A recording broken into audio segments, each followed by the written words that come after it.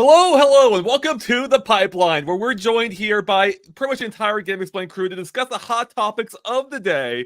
So the crew includes today Tris, Tom, Joey, and this time, and sadly for the last time, Jake Steinberg. How is everyone doing today? Let's start with you, Jake. How are you feeling today? Listen, I'm just blown away by the whole thing that just happened backstage here. I was like, what is happening? Oh my God. The music's playing. I was like, oh man, I like that 30-second countdown music. That was a banger. That was a good Yeah, time. it was good. Yeah, no, this is great. Yeah, so no, this is lovely. I'm happy to be here. Glad you are, Jake, Yeah. because as I mentioned, it's your final day, so we'll touch more on that soon enough here, everyone. But for now, we got some topics to get through, some hot piping hot news I want to talk about. And that starts off with, for me, one of the most exciting topics of the day. Because recently, yesterday, it came out, Universal released a video for their upcoming Epic Universe park. It's their third park they're opening up in Orlando. And as part of that, they apparently had a clip in there featuring Zelda producer Aonuma alongside Shigeru Miyamoto, who, of course, we've known has been involved with the park for years at this point. Aonuma, though, was a surprise, and it has everyone wondering, why was he there? There's no Zelda attractions currently at Super Nintendo World, making everyone think, of course, that Nintendo is planning for some kind of Zelda expansion at Universal Studios. There were rumors a few weeks ago that Tris and I discussed in depth about this, and this only lends further credence to the idea. And since then, Universal pulled down the video, strongly suggesting Nintendo didn't want it out there. So, what do you make of this? Tris, we already discussed this, as I mentioned, in depth. What is your reaction to this? I think like it was so funny to see just in the moment, like that night, just pictures of Aonuma in a construction outfit. I'm like, where did this come from? What's happening tonight? And then the video was found, like, instead of just the screenshots out of context, people started posting the video. The video was up for a solid like 12 to 15 hours before it got taken down. It wasn't like it went up and it was down an hour later. So it was up for a while. And I have a feeling it went down because Nintendo noticed, wait a minute, Aonuma and Miyamoto are not supposed to be in here. Fans should not be seeing them there. Pull this quick. And it's kind of funny seeing how this is playing out, because yeah, I think it's really giving credence to those rumors that something Zelda is going to be there.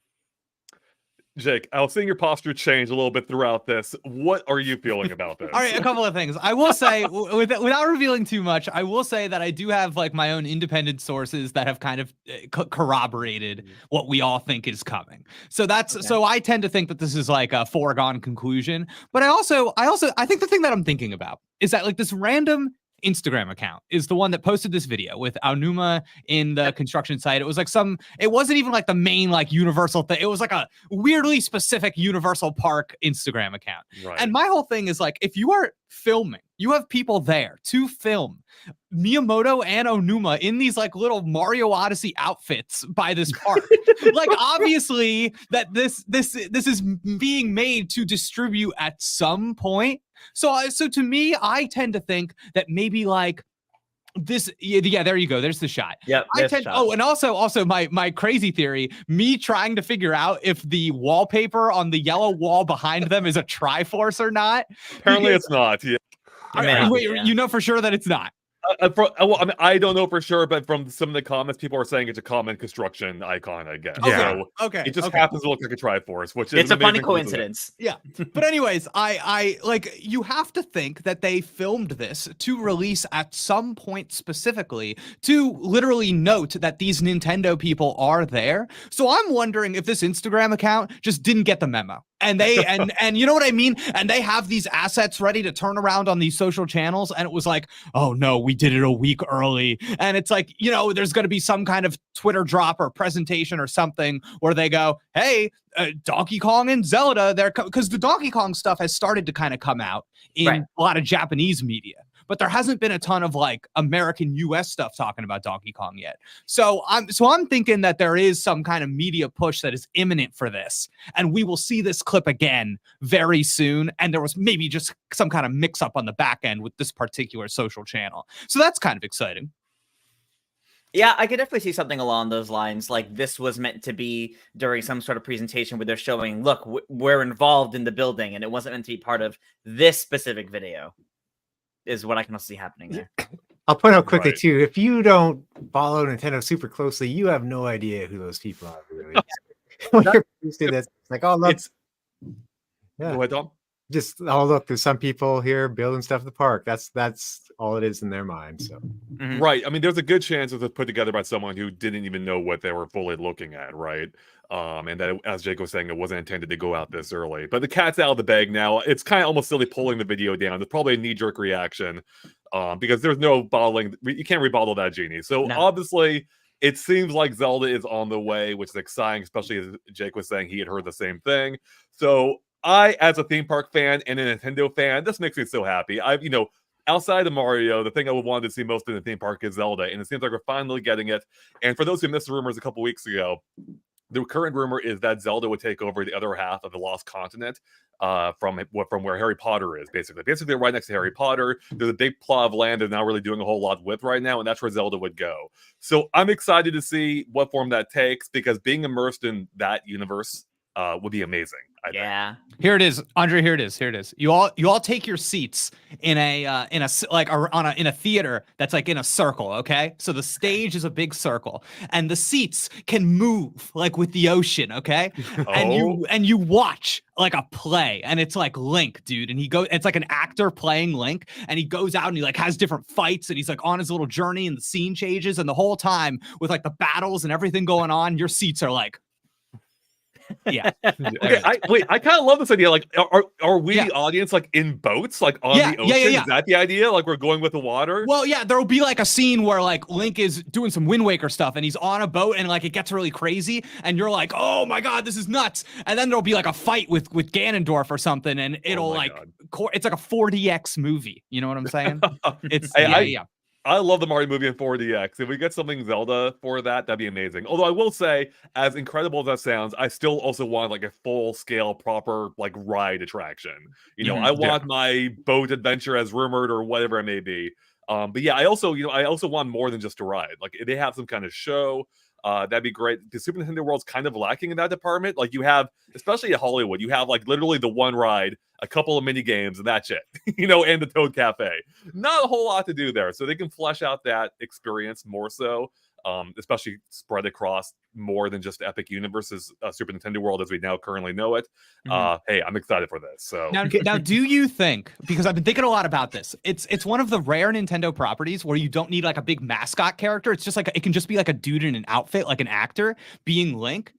Do you think that actor will not speak?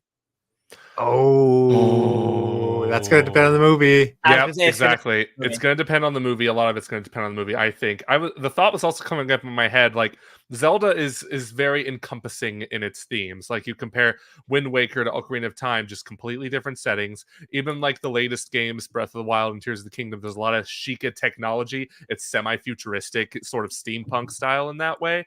I wonder what they're going to go with. In my heart of hearts, if this was up to me, this would be Castletown from Ocarina of Time. Kind of like how Harry Potter World is Hogsmeade, pretty much. This would kind of be like that. But I also feel like you got to have some wilderness in there mixed in too. Yeah. Because, the wild and Hyrule Field, stuff like that. This is very exciting to me because when I found out Nintendo was making Super Nintendo World, I thought, oh, not Super Mario World, Super Nintendo World. But right now it's just Mario with a bit of Pikmin sprinkled in there. So yeah, that's exciting. It makes sense that it would come to Orlando because Universal Parks Orlando is way bigger because they have to make up for the fact that they're not in Hollywood, baby. So yeah, maybe this will give me a reason to go out there now. Yeah, Epic Universe's Super Nintendo World, even though it's opening last, it will be the biggest one, including even Japan, which is already far bigger than Hollywood's. Right. So and again, that's not even encompassing what will soon seemingly be Zelda, and also possibly the Pokemon and Luigi's Mansion attractions we also heard about as being rumored. So we don't know the time scale for any of this. I think Zelda was, I think the rumor was maybe possibly by 2027. Who knows though? Theme parks tend to work on a long timeline. Yeah. Although Universal is a little bit quicker than Disney, which is nice. So I'm hoping it's not too long before we hear something about this. But even then, we heard about Super Nintendo World back in 2015, and look how long that took to come to fruition. So I want to add quickly, you've got crossbow training too. That was like a ride. Really? oh my god, they make if they make the Zelda attraction crossbow training, for one, amazing. Two, hell yeah, I'm there for it. And there's the mini games already in the Zelda universe, like the bomb chew shop. You could do stuff like that in the park True. for smaller Mhm. things. So. Joey, circling back to your thoughts on like Castle Town and also Kokiri Forest or the Lost Woods or whatever. Yeah, I think that actually is a pretty good idea. Like you could almost do what I envision, like, you know, Castle Town would be the main part that you're exploring. You have all the shops there. You can see Hyrule Castle in the background. Like that almost lends itself perfectly. Almost, I mean, very much like Harry Potter and its whole is it Hogsmeade with the castle in the background. But then you could also have the forest nearby. Like that could be the queue for wherever the Zelda attraction is. Like you walk through the Lost Woods, a little bit like the ET attraction actually, and that could be a really fun setup. So yeah, there's a lot they can do, and you know, with theme park geography, you can play around a lot. I mean, Zelda already isn't consistent with how it's laid out, so No, you not can at do whatever all. you want. Exactly. Wait, I have a question. I have a question. I'm not. Will the Nintendo characters interact with the Zelda characters? I Or don't the think Mario it's, characters. I Rather, don't think like, it's part of the same area. I don't think no. it's So it's so not an Mario and extension. Link, they can't like lock eyes and start fighting. No, Like Smash sadly. Bros. Okay, all right, Yeah, all right. just Disappointing. so everyone knows, the current rumor. Oh, I mentioned that. The current rumor would be that it Yeah. will appear at the Islands of Adventure theme park, which is completely independent of the Epic Universe theme park. Which Okay, they're not even on the same property. Like you literally have to take the freeway down to their third park. So sadly, there won't be any crossover potential here. Dang. Maybe we can hope for an eventual Smash Brothers attraction way down the line, but. See, I would like it if they did. I feel like Disney does this, the little parades that go through town. I wish they did like a Smash Brothers thing where there's like different floats. It's like, oh, this is Final Destination. You just see them like doing. Well, that they definitely could do because Universal Studios in Japan already has like the Mario Kart attraction, not attraction, the Mario Kart like float. Oh yeah. That goes through. So yeah, they could definitely do something like that. Cool. That'd be dope. That would be dope. Yeah. All right, moving on to something that might be a little less dope. I mean, depending on your perspective, we have some fresh new Switch 2 rumors for you. This was reported by Bloomberg from an analyst that they spoke to, and the report is that the Switch 2 will launch with an 8-inch, which is, I think, substantially larger than the current Switch, which I think is 6.2, 6.5 inches, somewhere around there. So an 8-inch LCD screen. Now, that means it's not launching with an OLED screen. So LCD 8-inch, and apparently going by this report, it will be this year as well. So I've seen some people are very a little upset by this news because they fell in love with the OLED. How are we feeling about this though? Are we upset it may not be an OLED screen, or It's fine. It's fine. People are overreacting. They really are. LCD technology, from my understanding, has gotten quite a bit better since 2017, really. So this news doesn't really surprise me. And also the fact that LCDs are cheaper than OLED screens. So Nintendo wants to cut down on costs, assuming this report is true, which I feel like there is some credence to it if it's coming from Bloomberg. So yeah, I think that's it. I think people are very much overreacting to this not being an OLED screen. You know, I'm a little upset about it. Upset about it. Sorry, go ahead, Jay.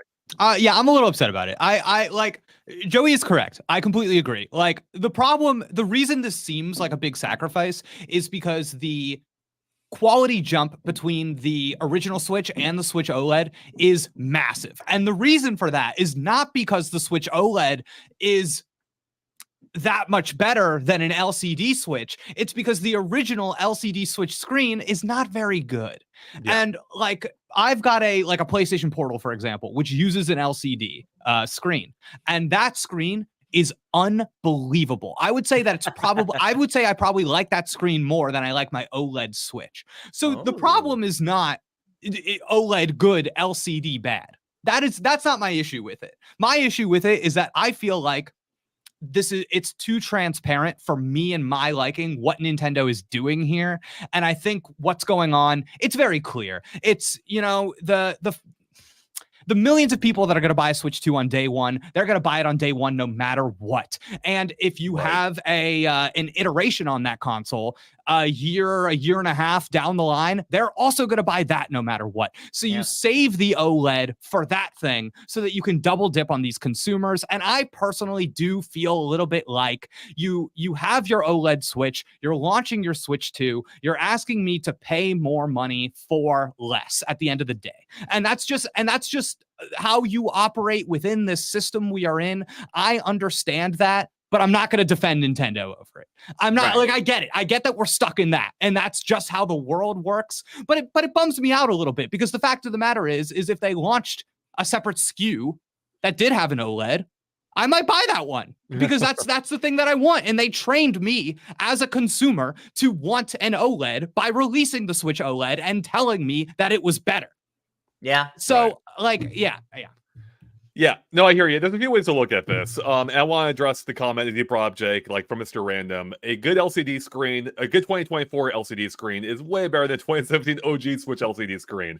And I think that it's something that a lot of people are forgetting. They go back to the original Switch, and it looks like garbage compared to the OLED. Like, it is. I remember I first got the OLED. I'm like, it's not a big of an upgrade. I went back to the original. I'm like, oh my god, it is a massive upgrade. But it isn't just the fact that it's an OLED. It's the fact that the original Switch, for its time, the screen seemed pretty good for a handheld system. It's a little rough going back, but technology has come a long way. One of my favorite screens too, Jake, as you were kind of touching on, for me though, is the Analog Pocket. An LCD screen looks brilliant, looks so freaking good. Even if the black levels may not quite match the OLEDs, it's just a good looking screen regardless. So I'm really not that heartbroken about it, even though I do love the Switch OLED screen, especially as one who barely even plays handheld anyway. So I'm probably the person whose opinion matters the least. But as you were also touching on, it also kind of makes sense for Nintendo. I mean, obviously, there's a business aspect to it, and putting aside the fact that, it may feel a little exploitive to lure us down the line for another Switch with an OLED. At the same time, though, they are possibly launching this at lesser margins than it may be otherwise.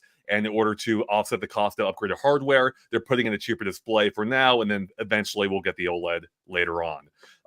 But if the LCD looks comparable to some modern ones I've seen, I'm not worried. It won't look any worse than the original Switches at a baseline, and it'll probably look substantially better. So, do we know, as part of this rumor, who like the manufacturer is for these screens? Sharp Co., part of Foxconn, and they've been known to work with Nintendo in the past, especially on the Switch. I was gonna say, did they make I feel like they make the Switch screens. I think they do. Yes. Okay. Very much so. Sure. Okay. I wonder if it's going to be touchscreen. Oh, so go on, Tom. I just want to point out, like, this is an 8-inch screen. How big is the device going to be? Like, I like the Switch at its size because it's kind of portable, and you compare it to Steam Deck already. That is a bit bulkier to bring around with its case and stuff. So, like a phones used to be small, now they're big. They're kind of even hard to fit in your pocket. I just wonder what that impact will be. I mean, Tom, as a point of comparison, the PlayStation Portal is an 8-inch LCD screen. That is what the size is. So and the much of the Portal's bulk is in the handles, is in the giant dual senses that they attach to the sides.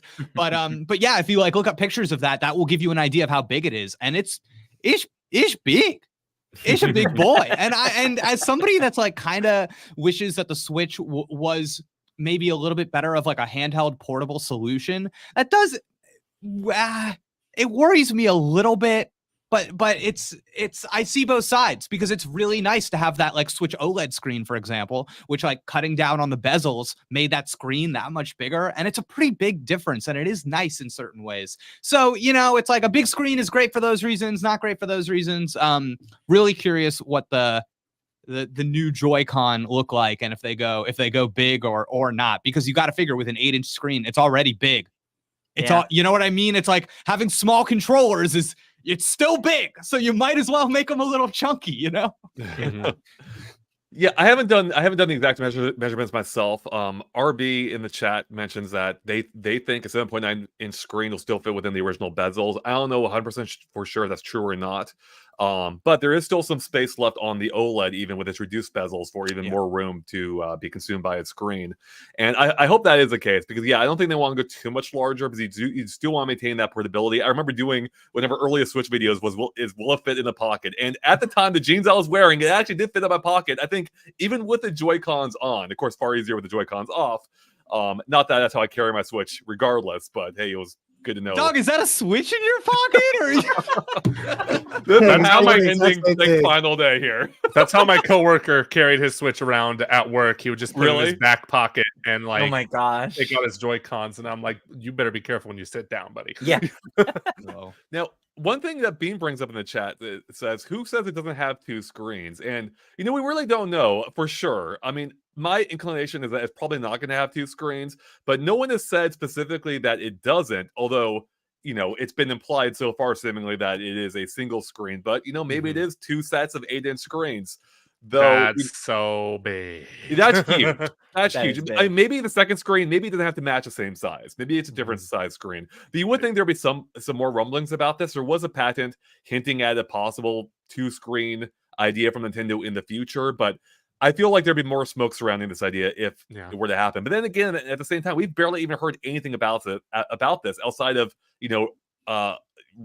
mumblings that it exists or that it has 4K upscaled capabilities, right? We really don't know much about the system. So well, the DS had 2 different screens, for instance. Like the one that you could actually touch was smaller and maybe didn't look as good as the main screen. So. That's true. All right, let's move on to another story here. Speaking of visuals, actually, this one concerns some older technology, specifically hard-forward games on Twitter and YouTube.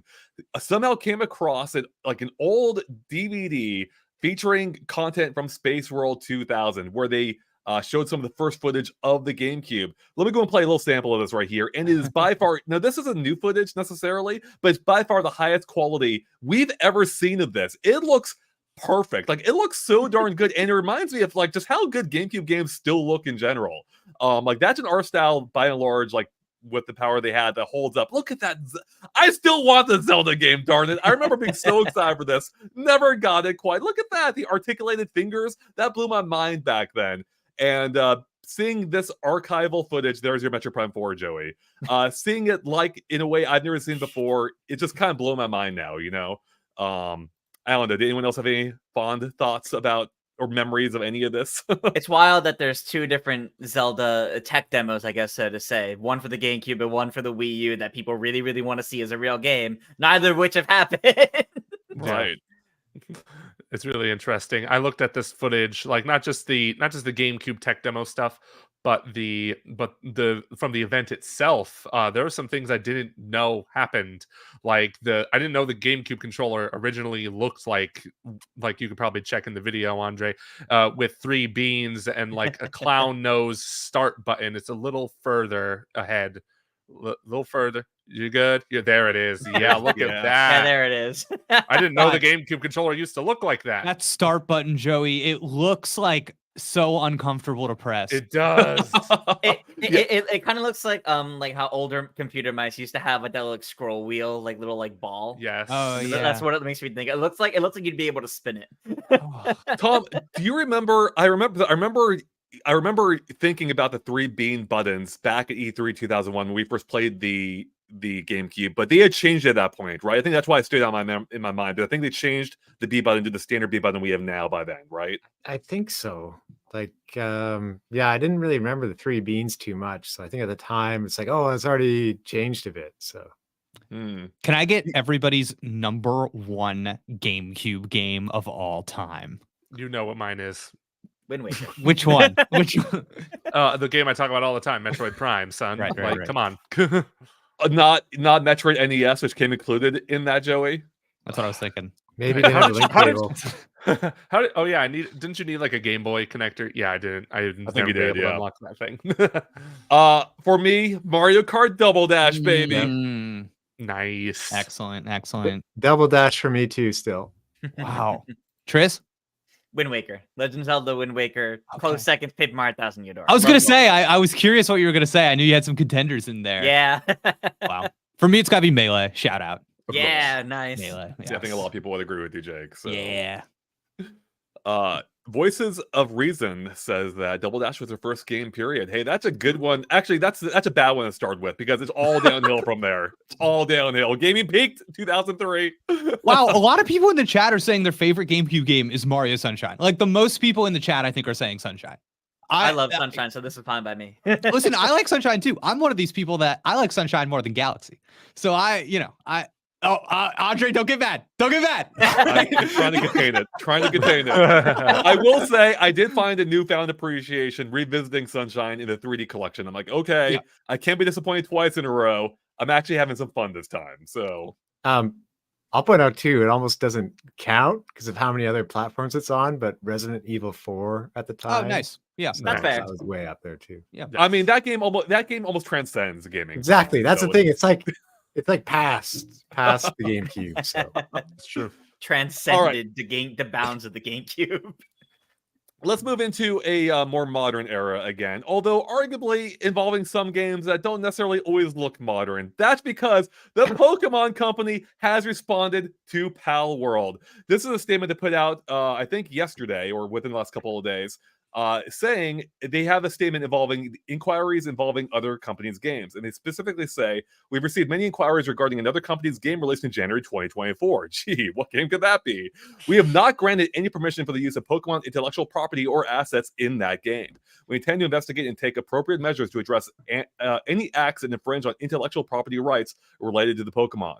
We will continue to cherish and nurture each and every Pokemon and its world, and work to bring the world together through Pokemon in the future. Signed, the Pokemon Company. So they're putting out a notice like, yeah, we're aware of this game. They probably received a ton of emails and comments, and probably seen a ton of news stories about it. I myself was actually interviewed on a news network about the story yesterday, and I'm not entirely sure how much a statement is specifically about Pal World versus the mod that added Pokemon to the game that they did pull down. So I think it might be a combination, but at the least they put out the statement saying they're aware of it.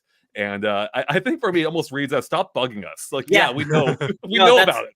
That's exactly what I wanted to say. I take this as like, please stop emailing us about this. We know. Like, yes, like this is like to reassure, to lower the amount of emails they're getting. Yes, we'll look into it. That doesn't mean they need to tell us their findings. And I really think this is them kind of getting annoyed at how much it keeps getting brought up.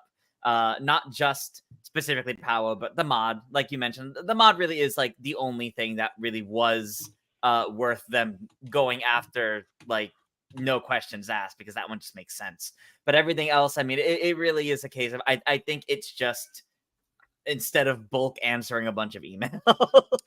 Imagine emailing a corporation. Yeah. Being like guys, not technical help. Pikachu, it's like Jesus, man.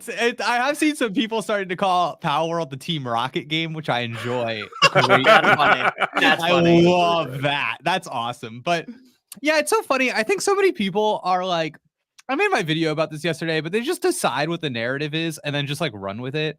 And I feel like a lot of people don't understand that like fair use when it comes to intellectual property. It's not just like a vibe check. You don't just look at two things and go, oh, the vibes are off. That's a Pikachu. You know what I mean?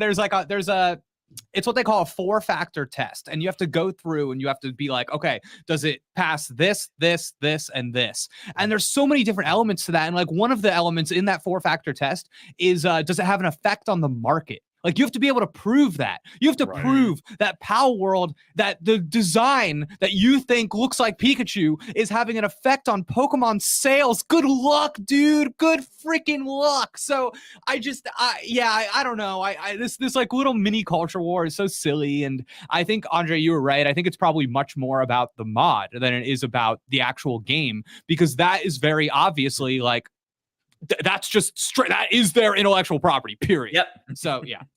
And I think it's so interesting because, a lot of the conversation is like, these look very similar to Pokemon, which, yes, obviously they do. No doubt they were inspired by it, if not even more so than that.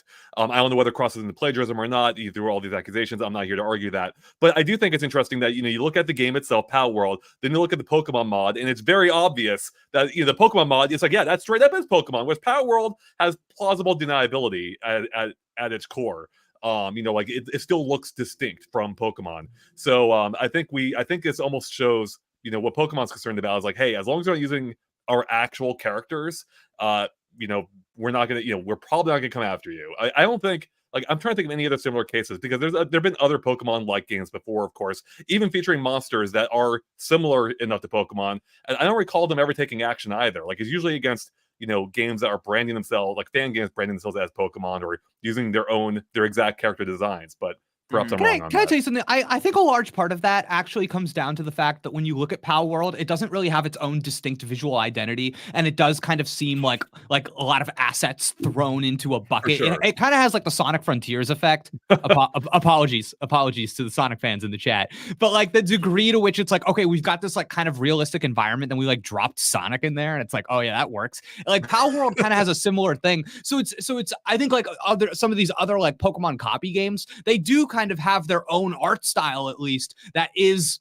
like from top to bottom, the game is in that art style. Whereas Pal World, like not so much. It does look like there's a lot of disparate elements thrown together. But hats off to that modder, by the way. They make a lot of mods, and I have no idea how a single human being is like, let me just, this game that popped off overnight, let me just put all of these Pokemon in it in the matter of like a day. Yeah.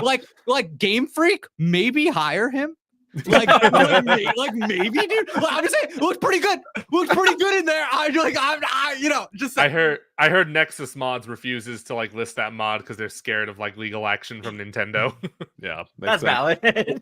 It looks good. I wanted to play it. It looked, yeah, I don't know. No, if it it look was good. Valve, they would hire them.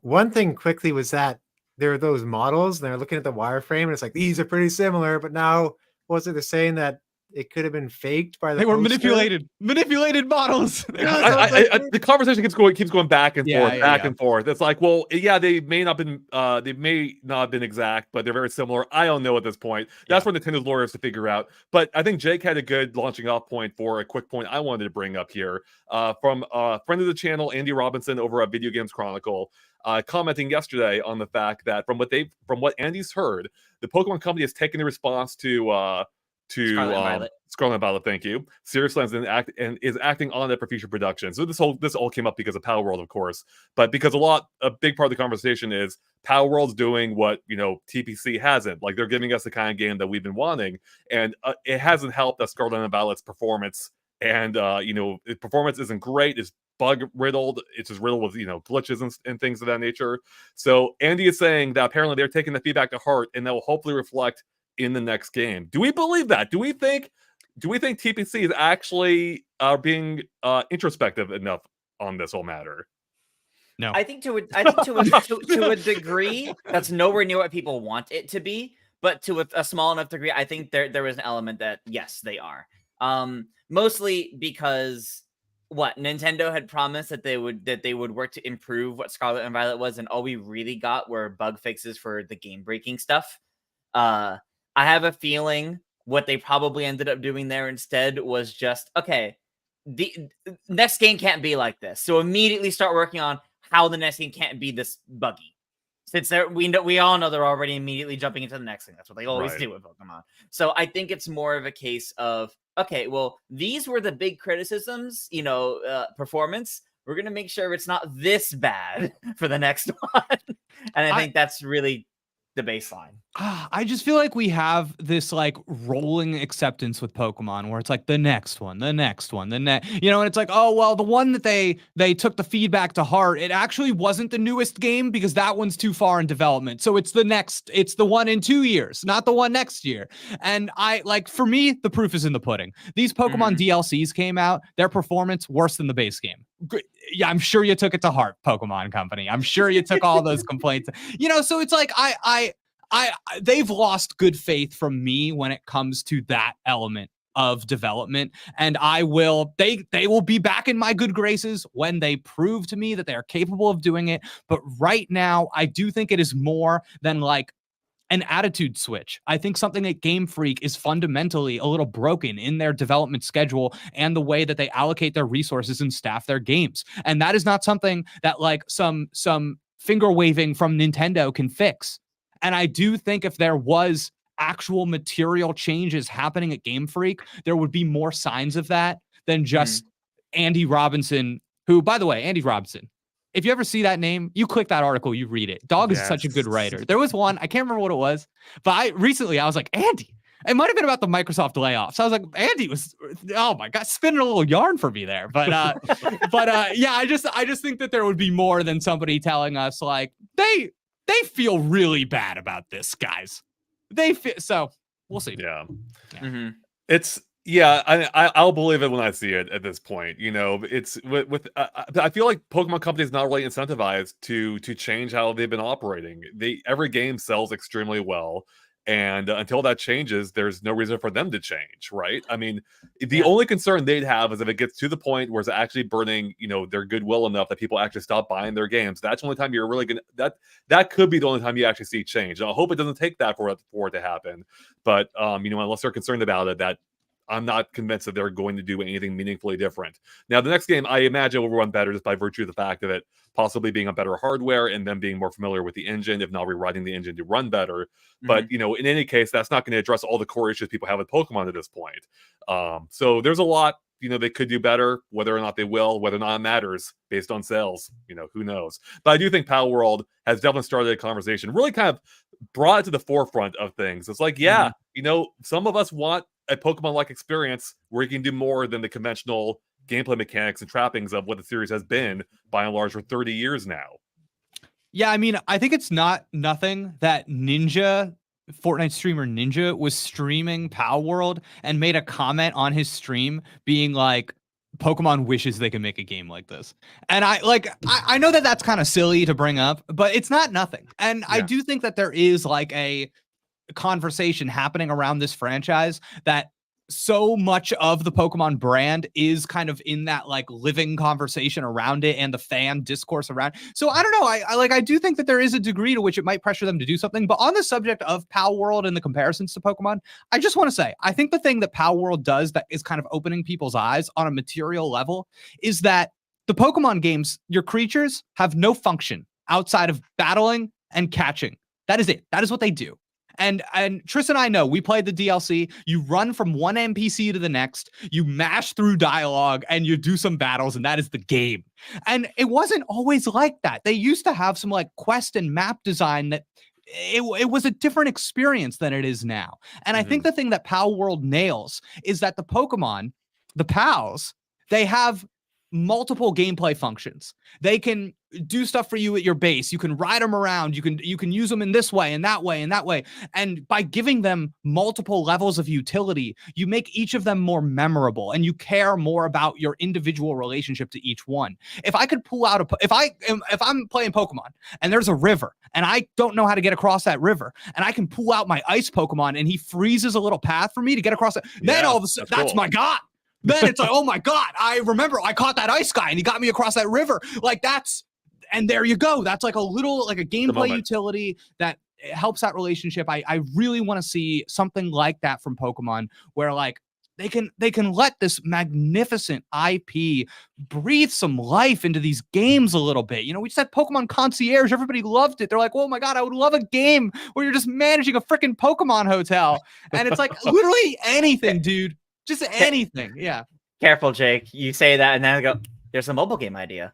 I was thinking that. I'm like, I have straight up a mobile game idea for that. I'll take it, dude. I'm at the receptionist desk. I have my little Psyduck and they're just like chilling with me and we're like booking appointments. I'm in. Real quick, Slink Superior 99 in the chat says, I just want to say to everyone, forget about Legends Arceus. No. And I mean, I don't think we did. And I actually think Legends Arceus is one of the more interesting directions Pokemon's done recently. And I think it's a great foundation for them to be, I think, perhaps more experimental, for them to do things that they haven't been able to do in the mainline games. And if not, incorporate them into the mainline games eventually. I think, kind of to Jake's point, Legends of Arceus almost tried to do little bits of that. But in that case, using Pokemon for traversal, but it almost felt more Metroid-esque in that sense, where it's like, oh, I have the ability to fly now, I have the ability to swim now. I think it could be more organically incorporated into the experience to like give you those moments of brilliance or happenstance or serendipitous. Dude, they touched on it though, Andre, because you could throw your Pokemon at a tree and it would knock down a resource. And I know that sounds stupid, but at the time, but it's something. No, it was something. It was revelatory. And like, if there was an item over there, you could just be like, and then he would grab it for you. And it's like, oh my god, I'm existing in the world. But Pokemon Legends Arceus also just the smoothness of the locomotion, the ability to see a Pokemon, throw a Pokeball, everything about it was. Tris, you're with me on this, right? It was smooth. Yep. It felt good, and I got to get back to that. I really hope the next one we see. Yeah. What I want to say about this too, because you brought up the point earlier on about how a lot of the core problem with Pokemon is how we know they're just going to churn out the next game. That's how they keep doing it. that is kind of the problem that exists here between Legends Arceus and Scarlet and Violet. There should not have only been like 9 months between those games. Hilarious. They should not have both released in the same year. That's terrible. Yeah. Literally, like, not even a full month after Legends Arceus released, they announced Scarlet and Violet, and they like ceased all marketing for Legends Arceus. They go, well, it's out, it's done. Now for the next one. It's like, well, maybe don't do it like that anymore. Dog, we got 3 Pokemon games over the course of 12 months. Could you imagine if like Legends Arceus, they just like gave it a little more time in the oven and it was coming out this fall or something? Yeah. Dear God.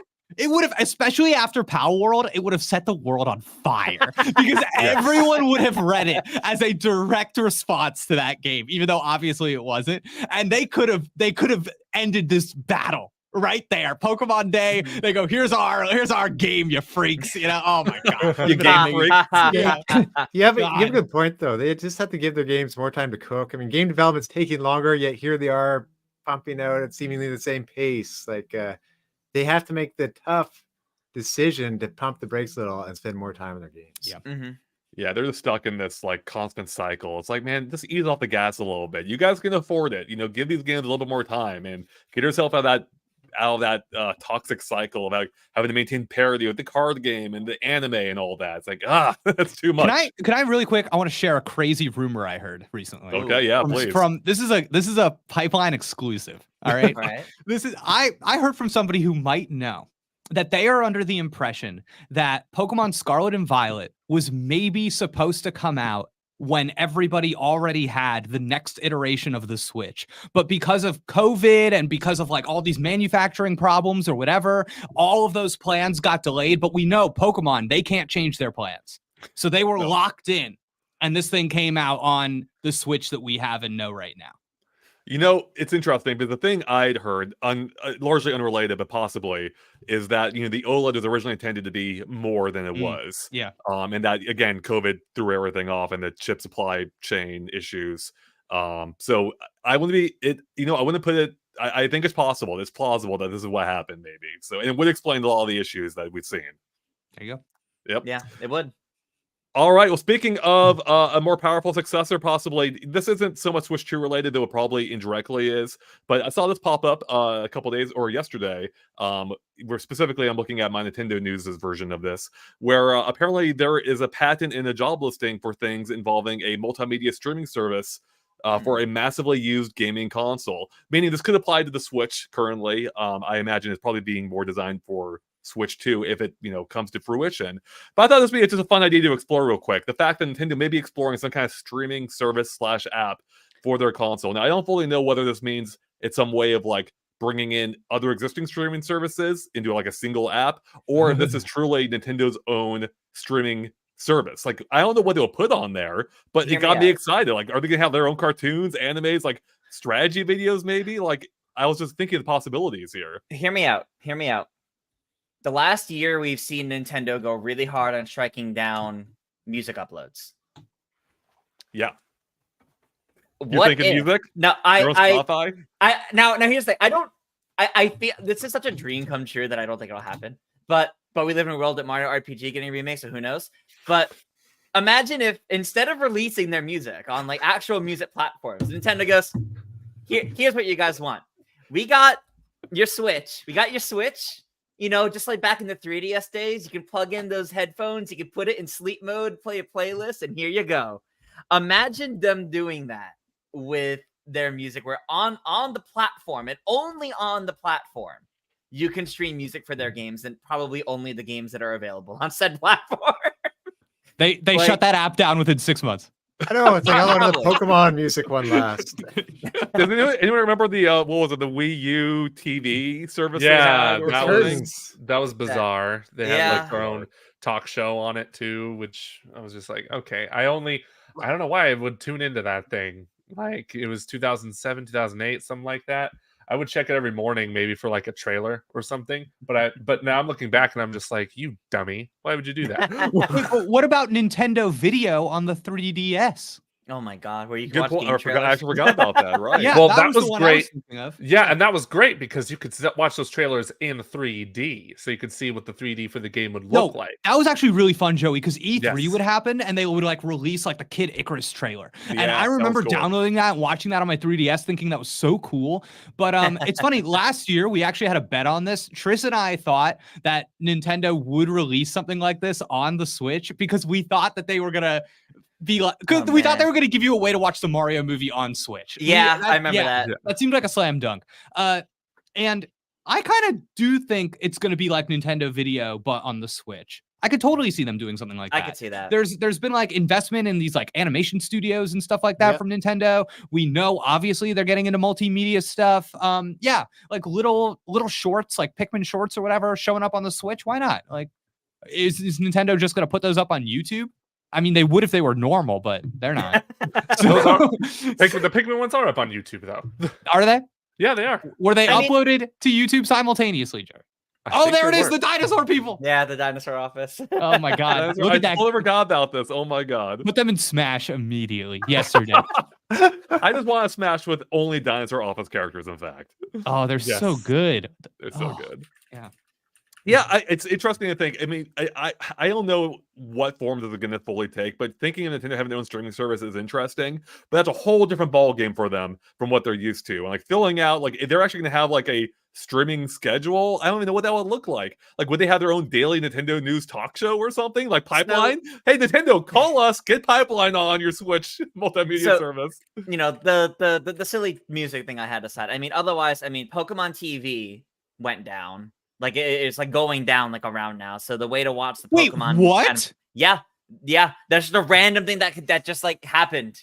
It's just like, oh yeah, I forget if it was effective immediately or by March. Just Pokemon TV done. So now that app that they put on here like a year ago, like not even that long ago, you can't use anymore. Whoa, Pokemon And- TV's been around forever.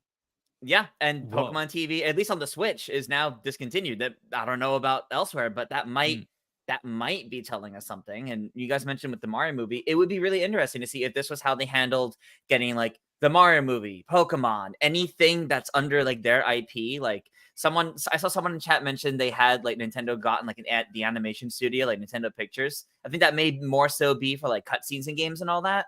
But if Nintendo is looking to do more after the Mario movie of actually like branching into, well, multimedia, I mean, there you go. There's a way they can put all of it in one place instead of, the movie is going to be exclusively on this platform, and this thing will go to Netflix eventually, and this thing will, I don't know, go to Hulu eventually. Like instead of all of that, it's on their platform, and then eventually maybe it'll also go to other places. But for the first while is exclusively on their platform, and that's what they can bring back older things they did, like the Kid Icarus little animated shorts and the Pikmin shorts that we mentioned.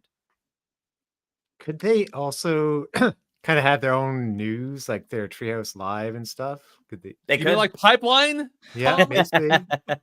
It's funny. I almost wonder if it's more likely that we're missing the forest through the trees, and this is like Nintendo doing like Nintendo safe branded Twitch, and it's like the next system has like live streaming capability, but they're like, we don't want to mess around on those big boys. We're gonna have our own little Nintendo app where it's curated in a certain way, or there's some kind of restrictions on it where they're like, this is how we're getting in on that idea. I could maybe see them doing something like that. Like working with specifically like their like the partnered streamers, things like that, like people that are partnered with Nintendo to stream, they have to work in there. I'm thinking more broad. I'm almost thinking more like Miiverse, Tris.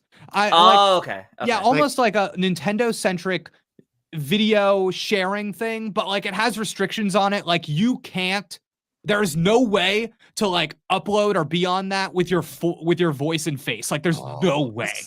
Yeah, almost like a tamer version of what you can do on PlayStation and Xbox, right? Yeah. Yes. That's a really good. Actually, I didn't even think of that. That actually would make a lot of sense. If there's really quick. Or if there's a camera on the Switch too. Jake, and that's all you could do. Maybe change what corner it's in. That's it. You stream to your friends, but you're represented by your me like a VTuber. Wait, I kind of like that. I think that's silly. That is a good idea. Yeah, but Jake, that's a good idea. That would largely solve the potential not safe, for anyone problem. That's So, interesting. Yeah. yeah, that's interesting. I wouldn't. I don't think it's impossible. I mean, I remember some of the earliest rumors involving the Wii U when it was called Project Cafe.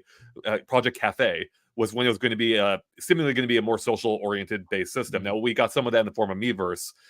It's possible this could be like an evolution of that idea. Maybe there's a way for you to tune into like one of your friends' streams, or like my dad, if he's playing a Switch game and he's stuck, maybe I can hop in, help him out, like, hey dad, go do this in the game or whatever. So kind of like the party system on the PS5.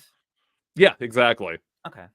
And you know what's funny too is that it almost makes sense for them to do something like this, since like we see that like what's happening with Twitter right now and being able to share to Twitter, and how that functionality is being like stripped out of consoles. Right. So to have something that you control and can like post little things to, I think there are clear advantages to that. Yeah. Yeah. It would basically be an evolution of Miiverse actually finally back. Yeah. Mm-hmm. That actually would be neat. I think there is room there for Nintendo to do something to do it well. Of course, there's also plenty of room for them to screw it up as too.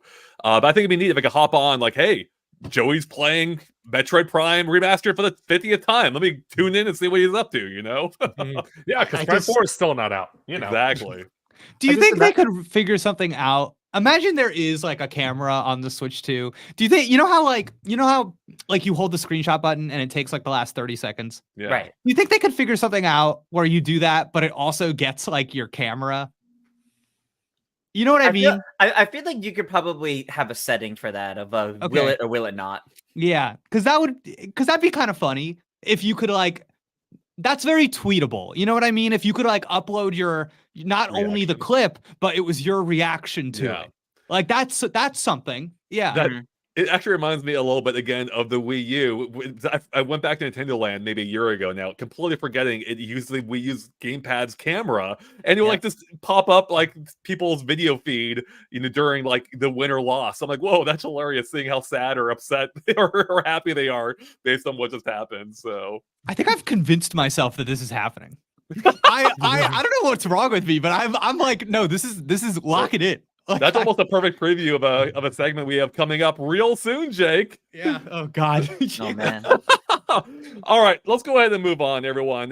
We're done with the news for now. We're gonna move into our new segment, which we're calling Topical Freeze. This is where we slow things down a bit to talk about a singular topic more in depth. And today, of course, is going to be focused on Jake, because Jake is sadly leaving the channel. Today is his last day. And we have a couple things planned for this. Jake's got like a little game or a little thing he wants to do here, which we'll get to in a moment. But Jake, looking back, you've been with us for almost, just a little under 2 years now. I did a quick search. It looks like in that time you've done a little over, around 550 videos for us, which is a lot of videos. Wow. And an incredible, impressive amount. And it's really been fun to see how far you've come since the beginning in just this relatively quick, chunk of time. And I thought it'd be fun for us to go back and look at your very first Game Explain video, Jake. The very first one you did. No! Unfortunately, we're not going to see your reaction to it during this, but we'll get it afterwards. So here we go. This is Jake's first video from, I think, like around April 15th, 2022, somewhere around there. No, Jake, you got to come back for this. Jake, get back here. All right, here we go. Here we go. It's happening. Jake's first video. Big Nintendo sales, apparently, is what it's titled. Let's go. What is up, friends and fans? Jake here with a Game Explain news roundup. We have a few items on the agenda today, so let's jump right into it. First, thanks to the latest trailer for Fire Emblem Warriors 3 Hopes, we got a closer look at the game's limited edition, but don't get too excited. This package has only been announced for Europe and Japan, and it is unknown if the contents will be making their way to North America. If you are still interested, the package includes a physical copy of the game itself, an art book, a tapestry map of the photo and region, a set of 5 acrylic figures, and a character postcard set. Do you think it's worth trying to get your hands on this special edition? I gotta say, I do like the map. The trailer gave a spotlight to the new protagonist, Shez, and teased a villain that might surprise those of us that played Fire Emblem Three Houses. But moving on to our next piece of news. If limited editions are not your thing, but Animal Crossing Amiibo cards are, well, then you are in luck. we have received a tip from Game Explain fan Jordan Sherstein Otto that retailers are receiving reprints of nearly every series of Animal Crossing amiibo card. So if you're looking to complete your collection by finding that last Cephalobot, Jitters, or Marlowe card, you might want to head to your nearest Target and see what's in stock. But if you see Avery, then I've got dibs. We have the same birthday. Lastly, if you're trying to save some bells and have somehow avoided purchasing some of the Switch's best first-party games, Best Buy and Amazon are currently running a sale in which you can pick them up at a pretty good discount. It looks like Xenoblade Chronicles Definitive Edition, Splatoon 2, Fire Emblem Three Houses, The Legend of Zelda Breath of the Wild, and Super Mario Odyssey are going for $40, while Miitopia is going for $30. If you ask me, it's time to jump into Three Houses if you haven't already, since Warriors 3 Hopes is right around the corner. Will you be picking up any of these games or trying to get your hands on Animal Crossing amiibo cards or the Fire Emblem Warriors Limited Edition? For everything else games, you're already in the right place. Just let us explain. We'll see you next time. Goodbye. There it was, Jake. That outro, though. Jump scared by our old end card. I forgot about that one. Jake, how was it looking back at that for you? I think it's funny because I think you can clearly see me trying to copy you all. And it's like there's like a tone and like an intonation, like a rhythm of speaking that I'm like, oh, that is not how I talk. And I think I was like feverishly watching like other Game Explain videos being like, okay, I'm going to do it exactly like that. You know what I mean? And then eventually I got comfortable and just started screaming at everybody. And that's pretty accurate. Also, all I got to say, for everything else in games, just let us explain. That was pretty good. That was pretty good. That was pretty good. Yeah, that was pretty good. I was actually looking back at some of the comments from that video, and they were all, really excited for this new person we had then. And one of them specifically called out that tagline at the end. And I gotta say, it is good. We have to bring it back now. I copied some of the comments here. Zachary Landrum said, "I like the new staff member of this video, Jake. You can tell he's excited to be here with the enthusiasm in his voice." Then we had another from UberCal6611. "I'm loving Jake's enthusiasm. I'm really excited for Three Hopes." And you can tell even then, the enthusiasm you had that you brought to the channel coming through, even if you definitely have refined it and found your own more unique voice in the couple of years since. But yeah, definitely a strong start for you on the channel. And it's gonna be sad seeing you go, but I'm glad we had our time here together, Jake. So I'm trying to determine when I just became unhinged. And I am trying, like, when did I get so comfortable that I threw water in my face? You know what I mean? I'm like trying to remember what the That's tipping a great point clip, was. by the way. That's an all-timer. That's an all-timer. Yeah. Oh God, cool. Well, thanks guys. That was fun. Yeah, that was fun. We had I marked a couple of comments earlier that I wanted to just go through real quick based on this. Jenna Riddle says, "My siblings and I are really going to miss you so very much, Jake." DG says, "Jake went." Actually, let me get back to that in a second. Albrighty then says, "No, we love Jake." Little Turtle says, "We will miss you." Turtle. And then DG says, "Jake, where are you going after Game Explain? Or if you can't say, can you tell us when you can?" So I guess. Yeah, if you can tell us anything, offer any little clue or crumbs for our audience. Oh God. Okay, so I will have like something next week that I can share that people will. I'll like post it on Twitter and people will see. But for now, what I'm saying, what my story is that it's funny. I looked for and took this job at a point when I really just like wanted to be experimental with my career, and I was at a point in like my writing career and my teaching career where I just wanted to try. I'd always loved games and I'd always like followed people in the industry, and I just wanted to see what it was like. I wanted to see if I could do it.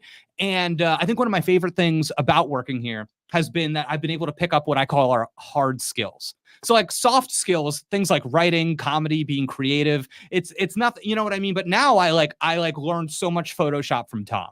And now I'm like so good at like putting videos together comfortably. And I have all these like hard skills that I can be like, oh, I can help somebody with this. And that feels like amazing to me. But But yeah, so I think like after, you know, almost 2 years of doing this and giving myself permission to remember that this was an experiment, I think like where my heart is and what I'm going back to is like word on the page and like writing. And there's still going to be some stuff where like you see me as a personality, I think, but for now, I was very privileged and fortunate to like sign a couple of writing contracts that have me like so excited, and like working with some really cool brands on some like big IP, like crazy stuff like that. Yeah, so like and always like working on my book. Like I hope to have my book like, you know, be finished this year and come out. So yeah, so it's stuff all over the place. And I think just always trying to find the work that is like feeding in me the thing that needs to be fed. And I feel like I did this and I got to feed a part of me that was feeling really burnt out before I took this job. And now it's like, okay, I did this. I kind of had my fill, moving on to the next thing. All right. Well, we'll all be excited to see what exactly that announced to, Jake. So I'm sure we'll see plenty of you from you in the future. I'm excited for it, including one other thing we need to address right now, Jake, and that is the fact, as Bill 93055 brings up, Jake's last day. I still don't know the Wii Music answer. Jake, you left everyone hanging on that pipeline episode. Either a little treat or side quest, one of the two. What was the music? What was it? Yeah, I'm looking. Listen, I know what the game was. So So I wanted to get everybody, and I wasn't sure if people would know this or not. But the game, it was from Tingle's Rosy Rupee Land. And wow, yeah, which didn't release in the US. That's right. And listen, I played it, so I'm just saying, like, you know, you have no excuse. But I believe it was a song. It was like Pinkle's theme. Pinkle. There's a character named Pinkle, and like the second you start up that song, you'll immediately recognize it because it is so weird, dude. It's just like this weird like burn, burn, burn, and then there's like this woman singing in the background, and she's going, ah, it's so strange, but a really cool tune. So there's your answer. Nice. Good. I hope you're happy, Bill or Billy. We finally got it out there. I did see, like, I've been seeing comments in each subsequent pipeline, like, where's that answer? I need the answer. So hopefully everyone is happy about that. All right, before we fully wrap it up here, Jake, you wanted to do something here, I believe, with everyone, right? Yeah. Okay. So since this is it for me, I want to leave my mark in this very specific way. I have some hopes, dreams, wants for the future. And since I will not be here on the channel to react to them, to sing their praises, to make future predictions, I want to put my stakes in the ground. So if these 5 things ever happen, you, sweet audience member, please think of me. All right? Think of me at home going, "Ah!" Okay, that's what I want. So these are my 5 things I want to manifest, and to give them a little more juice. Make sure that they actually do maybe happen. I want us to summon them. I want us to summon them together. So we will be reciting the summoning song to make sure that these announcements do happen. Now, chat, you can play along at home.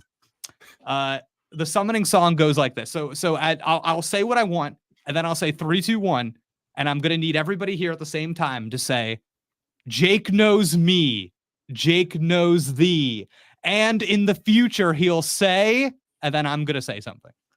Okay. All right. So the first thing I want to manifest. This one's about Mario Kart. In the future, I hope, I want, I need Mario Kart to add an additional active button. All right. So in Mario Kart right now, you can use items. You can drift. You can do a little hop. Maybe you honk your horn. I want there to be another thing that you can do. Okay, you not passive, an active thing. You press a button and this happens. Maybe I press a button and I do a ram into somebody right next to me. Maybe I press a button and my car transforms. You know, maybe something. I need there to be something, because if they don't, I just can't face another Mario Kart that's the same as Mario Kart 8 Deluxe, because that's good. The next Mario Kart's going to be our Mario Kart for a decade. All right, yeah, probably. This is my last Mario Kart before I am a sweet old man. So I just, for the love of God, give me something active in the next Mario Kart that I can play around with. What do you guys think of that? What do you think of that? I think that could be fun. Okay. I need it. I need something Okay. new in that game. I fully agree with you. Straight up. Ramming side to side, that's Mario Kart Double Dash with 2 players. So bring think that of for that. 1 player. Technically 2 buttons in that case. So as many buttons as it takes, I think we should do it. I'll also take a jump button. That's fine too. There's so many ways. So this is not a big ask. This is a baby ask. Okay, that's why it could happen. Now, of course, I want it to be something. I've always wanted to be something that's like aggressive. You know what I mean? I want it to be something that's like, oh, it's the Mario kicks out of the sun, his car. You know what I mean? Like that would be awesome. You know? But we'll see. All right. No, Hayes in the chat says this is a huge ask. Hayes, leave the video right now. Stop it. Okay. This is the first one, but okay. Now we're gonna recite the summoning song. Is everybody ready? Ready. I think so. Ready. Okay. 1, 2, 3. Jake knows me. Jake knows me. And in the future, future, he'll He'll say. say, Tee. Oh my god. I have no idea how that came across with it being No. completely unsynced. I know I was way off. I really No, it was too. good. It was awesome. I loved it. Okay. Good. All right. My second wish. The Nintendo Switch 2 has colored buttons. This is not Lock a it in, Jake. surprise. This is not a Yep. surprise. Everybody knows. This is my Decline host in the chat says they just unsubscribe. I respect the decline host. Okay, listen. The colored button theory has spread far and wide. Everybody It really knows has. red, yellow, green, blue. Everyone knows. And I've gotten to the yes, exactly.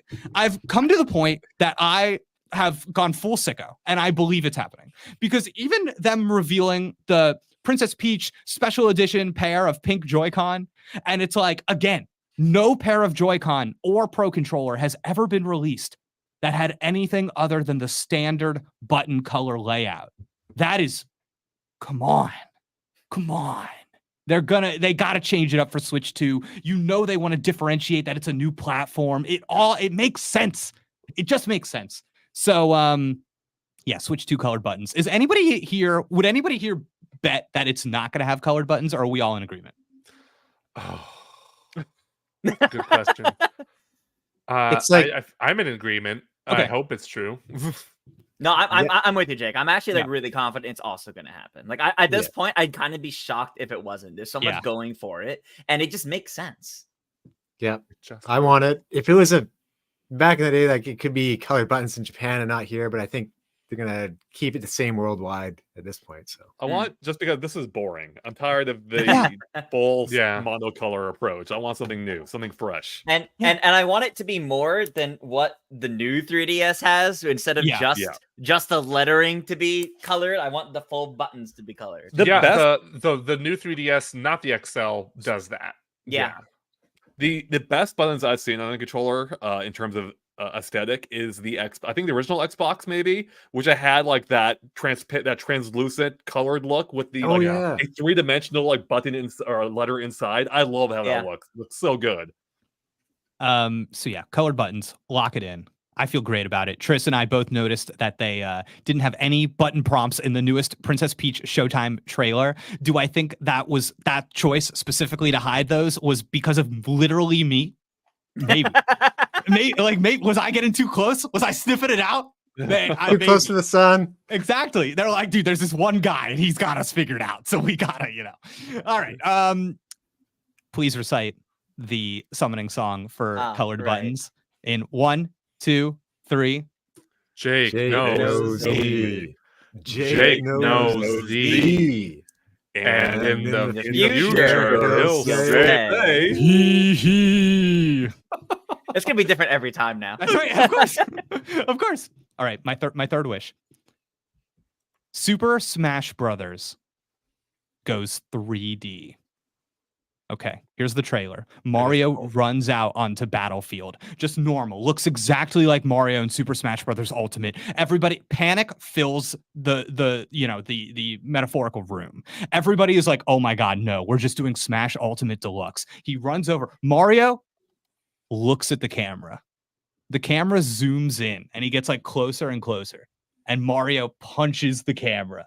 And then it goes, whoa! And then now we're looking down and it's like a big 3D arena. It's like, oh man, we got, and it's like, oh, all these guys are running around. They're platforming around this stage. It's like a full circle. You can go out at any point. People are climbing back on. You've actually gotta do like, oh man, I'm literally doing actual platforming here, not just like side to side stuff. And stop. Who said that? who said that? Okay. But yeah, 3D Super Smash Brothers. I think it's time. A lot of franchises, Nintendo franchises, are going 3D for the first time. I think it's how you juice it up. I think it's how you make things exciting after Ultimate again, and you refresh everything. And I think that all the mechanics transfer over to 3D super well. And there's like barely anything. Like obviously it's a completely new game, and there's a lot of stuff that you need to rework, but the core idea is still there. You're combining, yes, Power Stone Smash. You're combining a fighting game with a platformer, but now it's not a 2D platformer, it's a 3D platformer. Base tenets of Smash. I think you have a really cool opportunity to do the logo turning into a sphere. And like, that's a, you know what I mean? That's like a little moment. So I see this. Yeah. Super Smash Brothers 3D. I want hear me out. Like, I think the way you described the opening reminded me like exactly of, do you remember the very first trailer for Super Smash Bros. Brawl where it was like the melee characters that ran out and then it had like that transition? I pictured like that, but the transition is from like Ultimate to like now it's like it expands things into a 3D layout with that transition. Yeah. So 100%. Yeah. I can just imagine two guys going together and stop. Then all of a sudden, like you hear footsteps. They're just like guy coming from the camera, and just punching them out. Genius. Yes. I want Smash to do something different, and this would be sufficiently different for me. And Power Stone was great, and we need a new spiritual successor to it. So if it's Smash in 3D, make it happen. I'm so torn on if it is like Power Stone, where you see the whole arena the whole time, kind of more traditional Smash, like maybe like a Super Mario 3D World-esque look, but or if it's like we're really getting crazy, and it's like the view you would have in any 3D platformer right behind your character. And here's the only reason I suggest that. I think it would be such a cool moment in a video game, in a Smash game in particular, if you could hide. I know that sounds insane, but like, could you imagine if there was like, you're in like a Mushroom Kingdom level, like a Super Mario 3D World level, and there's just like a big, like a hill or whatever are in those games, and I'm Mario and you're behind that hill, and I've got to actually like run around that hill and I see you over there. It's like, there's something about that that's just like, I don't know. I think that would be so cool. Have you played the Great Cave Offensive level? You can definitely hide in that one. That's true. Jake, yeah. You could have a Mario 3 themed level and you hide behind one of the white blocks, scenery, for instance. So. See, that would be awesome. And like, there's a game made by the Smite developers called Divine Knockout that's kind of doing like a 3D Smash Brothers thing already. And like the proof of concept is like totally there. It made me think about how this game could be done for the first time. And I don't know. There's just something about this that I think like, you know what Mario can't do in Smash right now? You can't spin your control stick around and have him do that like twirly thing he does into like the helicopter jump. But you could do that here. And I feel like the second you show him doing that in a Smash Brothers game, everybody's minds go, oh my God, this is like, could you imagine you're playing Smash and you're playing as Link, and it kind of like, to the player, it kind of looks like Tears of the Kingdom, you know what I mean? It's like that's what you're looking at. Like that, there's a degree of like, oh my God, they brought these characters all from their games, a lot of them which have been turned into 3D, and now they're like realizing them here. I think it'd be so cool, really ambitious and neat, and would set like a new standard in the genre that they invented. Yeah, it really would. I think there's a ton of potential here. Also, a lot of risk too. But I think there is. Yeah. I think it might be difficult to make it as accessible as Smash is in a 3D setting. But I hope they do try something big. I hope they go for a hard swing, because I I would love for something like this to happen. So yeah, the thing that's holding this back from happening is that Smash fans would be furious. They would be absolutely just like, this isn't even Smash anymore. The most I could see it being is like a separate mode, but that sounds like a mode you'd have to pour a lot of money into. Yeah, yeah, it does. yeah. I mean, I think it could work if it's clearly branded as like a spin-off of Smash. Like it's not replacing Smash, it's a spin-off to try something new. See, the way I envision it, it's almost that's on purpose because I'm like, Nintendo wants to bury the Smash competitive community. And I'm like, what better way to do that than to literally not make the game they want? And I wonder, I'm like, man, maybe that's the way. And another part of it too is that, like, you know, one of the biggest games in the world right now that I'm sure Nintendo has noticed is Fortnite, right? And I think Fortnite to me represents that, like, your average gamer, their skills and what they are capable of and what they could expect has changed. Like, there's a degree to which, like, being able to control the camera with the right analog stick is such a huge barrier for so many people that play games. But I do wonder if that metric has changed, and maybe now you can ask that of your average consumer because of the popularization of things like Fortnite, Minecraft, POW World. So I don't know, maybe it's time. Yeah, I hope so. All right, well, the time to make it happen, Jake. It's time to make it happen. I hope everybody really puts their hearts into this one. This is the one man, if I won't even have to be streaming. If anything like this gets announced, my cry will be heard around the world. All right. So it makes me worried for what the next two are supposed to be. All right. Let's do the summoning song. Oh, the chat is ready. Oh my god, the chat is ready. Oh wow, I love this, dude. It is. It's like Dragon Ball. We're doing the Spirit Bomb. All right, chat. I hope you're doing this at home. 3, 2, 1. Jake knows me. Jake knows thee. And in the future, he'll say, TV! We're getting worse on this sync somehow. I don't know how it's happening. It's somehow we're slowing down each time. You all went to 0.5 speed for some reason. We all started slowing down. Let's do a quick one next time. Yeah, exactly. Yeah, we're doing it really fast. You have what, 2 more, Jake? Yeah. I've got 2 more. Oh boy. Okay. These are just little small ones. These are little treats. I'm gonna bundle them together so that you don't have to do the song anymore. Little treat number 1. Multiversus returns with Joker. I just think Joker is a fun character to play as in fighting games because I just, like, I don't know. I want to be some stranger on the internet and then send them a private message that says "joke's on you." And I like, there's just something about that. Like, I guess that makes me toxic, but I don't wait. Yeah, Tris, you got something for me? To make sure our audience understands, not Joker Persona 5, Joker like from DC. Good clarification. Yeah. Needed to be said. There's just, I don't know. There's just something about, like, if I can spike somebody with Joker online, that's just, I don't know. It just speaks to me. It speaks to my character. So there's that. And then my other one is that I really hope, I really want this. I've gone back and forth on this. The last year convinced me that I actually didn't want this, and now I've gone full circle, and I really, really do. I desperately want a not Nintendo, not bad Mario baseball game. Okay. I've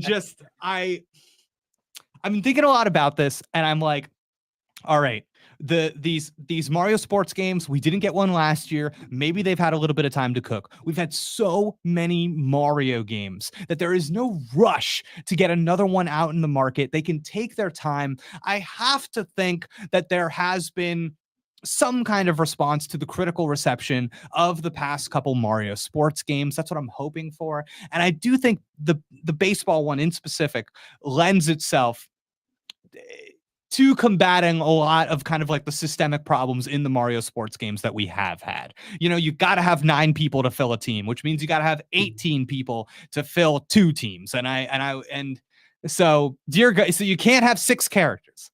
You know, it's like, Yeah, I've never heard that baseball game. No, I know. I say that, and then they're like, launching this spring Goomba baseball on the eShop, and I'm like, all right, well, you know. So he can't even hold the bat. He has no arms. Can't even hold the bat. That's what makes him special. That's Goomba baseball, baby. Yeah. So yeah, so I just want these things. This is a selfish want. Like everybody out there will notice I didn't say anything about Pokemon because my head is not on straight when it comes to Pokemon, if I'm being completely honest. All right. I could ask Pokemon for something, they'll give it to me, and I'll go, ew, I hate this. You know what I mean? Like, I don't know what I want from them. But so I'm asking for a good Mario baseball game. And when Multiversus returns, day 0, reveal trailer, the Jonker. Okay. That's all I want. That's all I feel like asking for a good Mario Baseball isn't asking for much. You know what? They could even just remake or remaster the first one, add online. I'll be happy with that, you know? Yeah. I prefer a brand new game, but if it's going to be in the same vein as the other 3 Switch Sports games at this point for Mario, I don't know if I really want it, you know? So I will chant for this, Jake. I need this. Okay.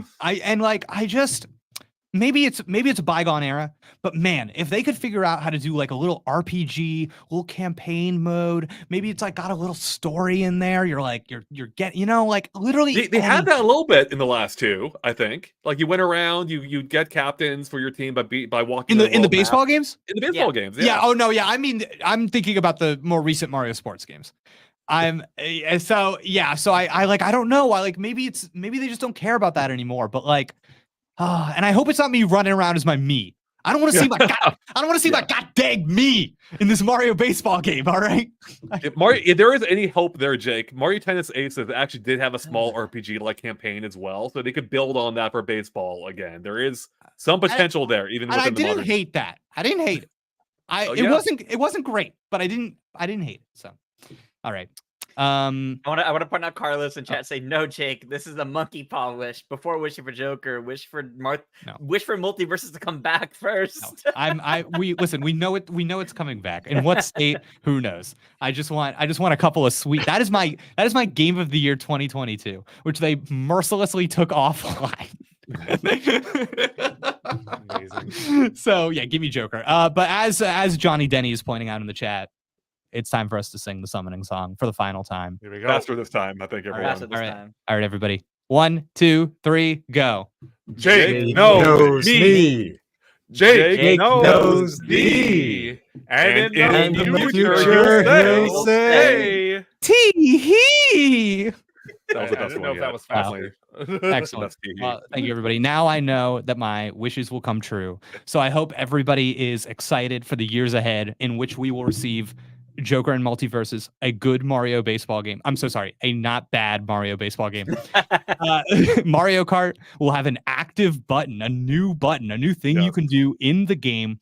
The Nintendo Switch 2 will have colored buttons, and Super Smash Brothers is going 3D. Whoa, buddy. I hope so. I want most of that. This all sounds very exciting, Jake. So here's hoping that our chant worked and it makes us come to fruition, because I do need all of this. Speaking of Smash Brothers real quick, Jake, this went a little bit longer than we expected. Do we still want to do the thing after this? Or... Let's do it. All right. We do it for a little bit at least, yeah. Perfect. For everyone watching, we are going to be picking up almost immediately after in a separate stream here on YouTube.